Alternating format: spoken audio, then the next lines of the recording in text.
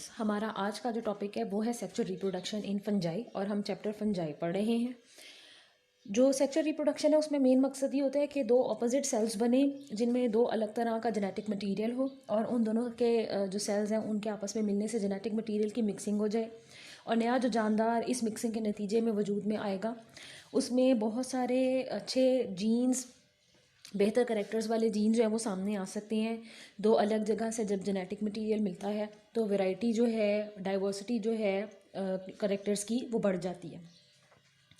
Fungi में अगर हम बात करें तो सेक्सुअल रिप्रोडक्शन जो है इसमें भी मेन मेथड तो वही है, ये दो ऑपोजिट सेल्स बनते हैं और उनके न्यूक्लियस जो है वो फ्यूज़ करते हैं। लेकिन इस सेक्सुअल रिप्रोडक्शन के मेथड में भी बहुत सारे और फ़र्क हैं क्योंकि फंजाई एक बहुत बड़ा डाइवर्स ग्रुप है और आगे से इसमें छोटे छोटे बहुत सारे ग्रुप्स बना दिए गए हैं क्योंकि ये हज़ारों की तादाद में इसकी भी किस्में हैं।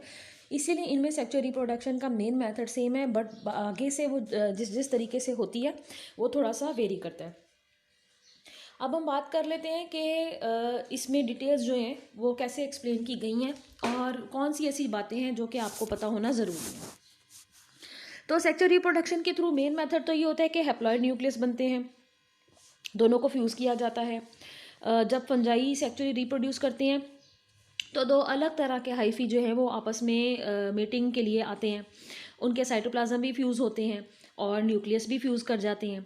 So in 2 of 3 main groups of fungi, basidiomycetes, ascomycetes, जो फ्यूजन ऑफ न्यूक्लियस है जिसे हम कैरियोगैमी कहते हैं, does not take place immediately after the fusion of cytoplasm, plasmogamy.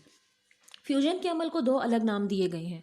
जब साइटोप्लाज्म आपस में फ्यूज़ करते हैं दो अलग सेल्स के तो हम उसे जो है प्लाज्मोगैमी कहते हैं, और जब न्यूक्लियस आपस में मिलते हैं तो हम उन्हें कैरियोगैमी कहते हैं। कैरियो का वर्ड जो है वो हम न्यूक्लियस के लिए इस्तेमाल करते हैं। So instead of two genetic types of haploid nuclei from two individuals may coexist and divide in the same hyphae for most of the life of the fungus.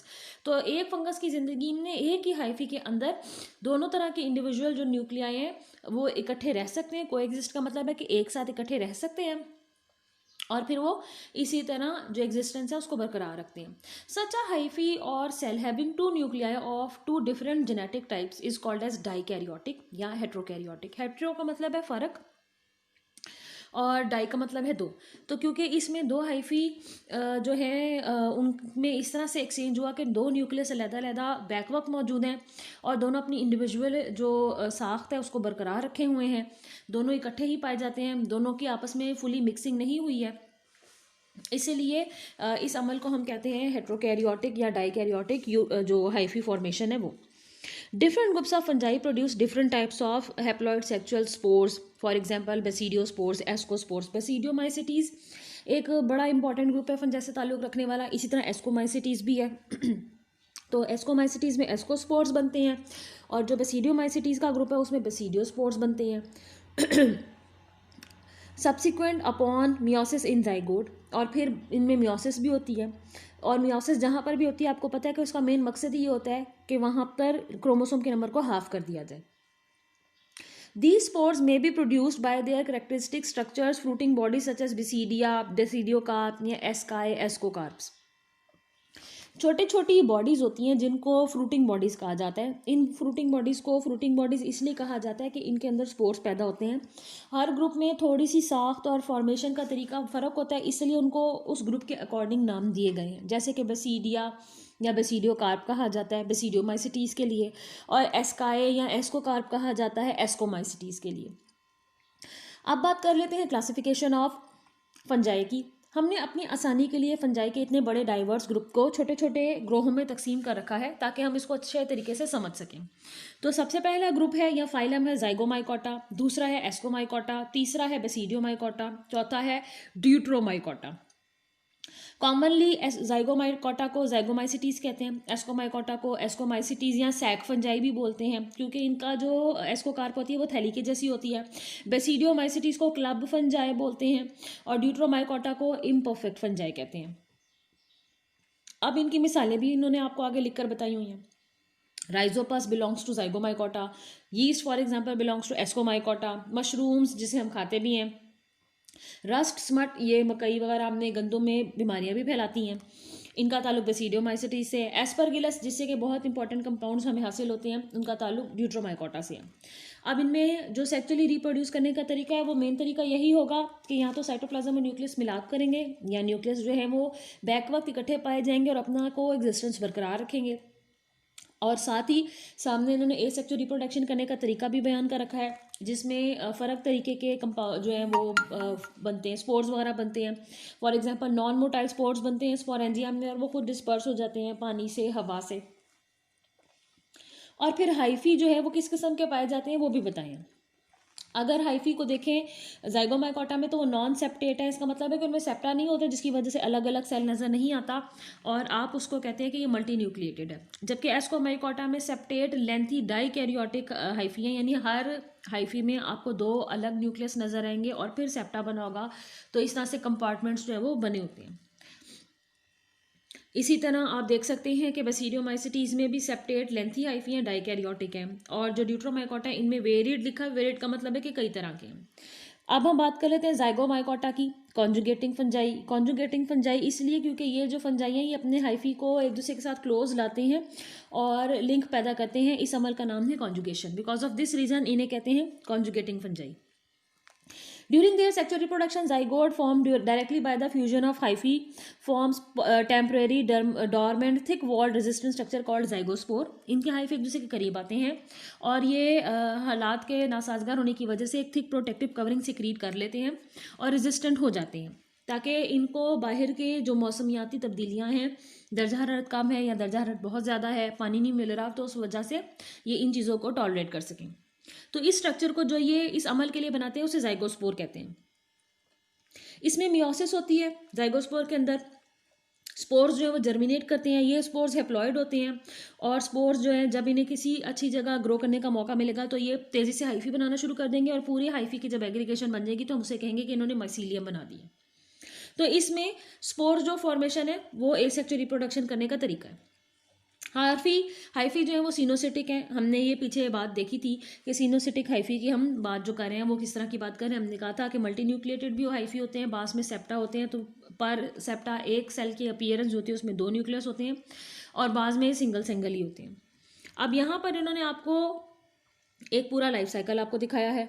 यहाँ पर आप देख सकते हैं कि एक इन्होंने आपको स्पोरेंजियोफोर और उसकी टिप पर स्पोरेंजियम बनाकर दिखाए हैं, जिसमें से स्पोर्स जो हैं वो रिलीज हो रहे हैं। ये स्पोर्स हैं, ये हैप्लॉइड स्पोर्स हैं। ये सूटेबल जगह पर जाकर गिर जाते हैं और उसके बाद तेज़ी से ग्रो करना शुरू कर देते हैं। राइजॉइड्स बनाते हैं जो कि रूट लाइक स्ट्रक्चर होते हैं, फंजाई के लिए रूट का काम करती है। स्टेम की तरह का जो स्ट्रक्चर है जो कि सीधा सीधा उफ की रुख पर स्प्रेड होता है, उसे स्टोलॉन बोलते हैं। और फिर इसकी टिप पर स्पोरेंजियोफोर जो है लंबी वर्टिकल स्टॉक बनती है, जिसकी टिप पे स्पोरेंजियम बनता है। स्पोरेंजियम के अंदर आप देख सकते हैं कि आपको 2 अलग स्ट्रेन्स जो हैं वो दिखाई दे रहे हैं। एक को लाल रंग में उन्होंने बनाया और एक को ग्रीन रंग में बनाया। जो लाल रंग का है उसको उन्होंने नेगेटिव मेटिंग स्ट्रेन कह दिया अपनी पहचान के लिए, और जो दूसरा ऑर्गेनिज्म इससे बना है उसको उन्होंने पॉजिटिव मेटिंग स्ट्रेन कह दिया। अब आप देख सकते हैं कि जब एक दूसरे के करीब आ रहे हैं तो इन्होंने अपने हाइफी को किसी एक जगह पर फ्यूज़ कर दिया। यहाँ पर दोनों हाइफी जो है हेड टू हेड फ्यूज़ हो गए। दोनों हाइफी के फ्यूज़ होने से जो स्ट्रक्चर बना है उसे हम गैमीटैंगिया कहते हैं। गैमीटैंगिया जो है इन दोनों के मिलाप से बना है। इन दोनों के मिलाप से मिलने के बाद, उससे पहले तक वो हैप्लॉइड था, अब दोनों के मिलाप से क्योंकि बना है तो जाइगोट जो है ये डिप्लॉइड हो गया। अब ये जाइगोस्पोर इसलिए बनेगा क्योंकि ये आम जाइगोट से थोड़ा सा इसलिए ऐसे फ़र्क है कि इसने थिक प्रोटेक्टिव कवरिंग अपने बाहर सिक्रीट कर ली है और ये राउंडेड इन स्ट्रक्चर हो गया, ताकि अपने आप को जो गैर मामूली सूरत हाल है उसमें से बचा सके। जब जाइगोस्पोर हालात ठीक हो जाते हैं, कोई बेहतर सबस्ट्रेट मिल जाता है ग्रो करने के लिए, तो ये उसके ऊपर जर्मिनेटिंग स्पोर जो बन जाता है। इसमें से छोटा सा आप देख रहे हैं कि स्पोरेंजियोफोर बनता है और उस पर स्पोरेंजियोफोर के ऊपर दोबारा स्पोरेंजियम बनना शुरू हो जाएगा। स्पोरेंजियम के अंदर सेल्स बनना शुरू हो जाएंगे जो कि स्पोर्स होंगे, और इस तरह से ये अमल जारी रहेगा। अब हम अगले ग्रुप की बात करते हैं जो कि है एस्कोमाइकोटा। एस्कोमाइसिटीज या सैक लाइक फंजाई। इनको सैक लाइक फंजाई इसलिए कहते हैं क्योंकि इनमें सैक लाइक स्ट्रक्चर बनता है जिसे एस्कस बोलते हैं, और इस सैक लाइक स्ट्रक्चर एस्कस के अंदर बहुत सारे स्पोर्स इनके बनते हैं। खासे बड़े साइज के स्पोर्स होते हैं, इन्हें एस्कोस्पोर्स कहा जाता है। ये फंजाई का सबसे बड़ा ग्रुप है, इसमें 60,000 स्पीशीज़ हैं और 50% इनमें से ऐसे हैं जो लाइकन्स की शक्ल में, माइकोराइजा की शक्ल में रहना भी पसंद करते हैं। टेरेस्ट्रियल इन्वायरमेंट में, समुद्रों के पानी में और ताज़ा पानी में भी पाए जाते हैं। यानी इसकी बहुत सारी ऐसी स्पीशीज़ हैं जो हर तरह के एनवायरनमेंट में रहने के काबिल है। The group shows diversity from unicellular yeast to large cup fungi and morals.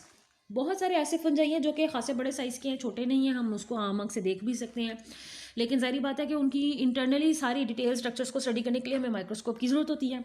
जबकि यूनिसेलुलर यीस्ट भी इसी से ताल्लुक़ रखता है, जिसे हम बेकरी प्रोडक्ट्स बनाने के लिए इस्तेमाल करते हैं, वो यूनिसेलुलर है और आपने उसका इस्तेमाल अक्सर जो है वो सुना भी होगा। ये क्या करते हैं, ये हैप्लॉइड सेक्सुअल स्पोर्स पैदा करते हैं। इन स्पोर्स को हम एस्कोस्पोर्स कहते हैं, मियोसिस से बनते हैं।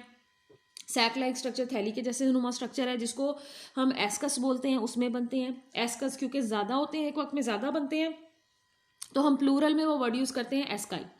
मियोसिस जो है उसके बाद क्या होता है कि जो न्यूक्लियस बनता है, ज़ाहिरी बात है उसमें न्यूक्लियर फिशन जो है हो जाती है, और न्यूक्लियर फ्यूजन तब होती है जब एस्काई के अंदर 8 स्पोर्स जो बनते हैं वो फ्यूज़ कर जाएं। तो आप यहाँ पर एक एस्कस के अंदर गिन सकते हैं कि 8 स्पोर्स मौजूद होते हैं। Most sac fungi have asci inside microscopic fruiting bodies called as ascocarps. Ascocarps बज़ाहिर हमने एक फंजाई की बॉडी पर नज़र आ सकती हैं, इन्हें देखा जा सकता है, लेकिन इसका इंटरनल स्ट्रक्चर देखने के लिए हमें माइक्रोस्कोप की ज़रूरत होती है। ज़्यादातर जो सैक फंजाई हैं उनकी ये फ्रूटिंग बॉडीज़ देखी जा सकती हैं और इनके अंदर जो है स्पोर्स पाए जाते हैं। इनके हाइफी सेपरेट होते हैं, यानी सेप्टा मौजूद हैं और अलग-अलग आपको कंपार्टमेंट्स उसमें बने हुए नजर आएंगे। और they have lengthy dikaryotic phase that forms ascocarps. Ascocarps बनाने के लिए इनके हाइफी काम करते हैं, वो डाइकैरियोटिक होते हैं। इसका मतलब है कि एक हाइफी में आप देखेंगे कि हर सेप्टा के बाद जो एक कंपार्टमेंट या सेल लाइक स्ट्रक्चर बनेगा उसके अंदर 2 न्यूक्लियस पाए जाते हैं। They reproduce asexually by conidia formation that are often dispersed by wind। जो कोनिडिया है वो भी छोटी छोटी वेसिकल लाइक स्ट्रक्चर्स हैं और इनके अंदर भी जो स्पोर्स फॉर्मेशन है वो होती है, और आपको पता है कि हवा के थोड़ा सा चलने से ये छोटे छोटे स्पोर्स बिखर जाते हैं। जहाँ इन्हें सूटेबल एनवायरनमेंट मिलता है ये वहाँ पर ग्रो करना शुरू कर देते हैं। यीस्ट जो है वो यूनिसेलुलर है, आम आंख से नज़र नहीं आ सकते, माइक्रोस्कोप की मदद से इसको देखना पड़ता है, और ये बडिंग के थ्रू भी जो है वो रिप्रोड्यूस करता है। ज़्यादातर जो यीस्ट हैं वो सेक्चुअली रिप्रोड्यूस करने के लिए एस्कस बनाते हैं और उसके अंदर एस्कोस्पोर्स बनाते हैं, या बेसीडिया भी बना सकते हैं और बेसीडियोस्पोर्स बनाते हैं। तो ये फर्मेंटेशन करने के काम आते हैं। ये कार्बोहाइड्रेट्स में मौजूद जो ग्लूकोज है उसको कन्वर्ट करते हैं एथेनॉल में और कार्बन डाइऑक्साइड में, और इस रीज़न की वजह से इसको बेकरी प्रोडक्ट्स को बनाने के लिए इस्तेमाल किया जाता है। इसकी इकोनॉमिक इंपॉर्टेंस बहुत ज़्यादा है। और जो यीस्ट की किस्मों में से सैक्रोमाइसीस सेर्विसी जो है वो सबसे ज़्यादा इस्तेमाल होने वाली किस्म है। आज का लेक्चर यहीं पर ख़त्म करते हैं। अगले लेक्चर में हम कोशिश करेंगे कि इस चैप्टर को कंप्लीट कर लें।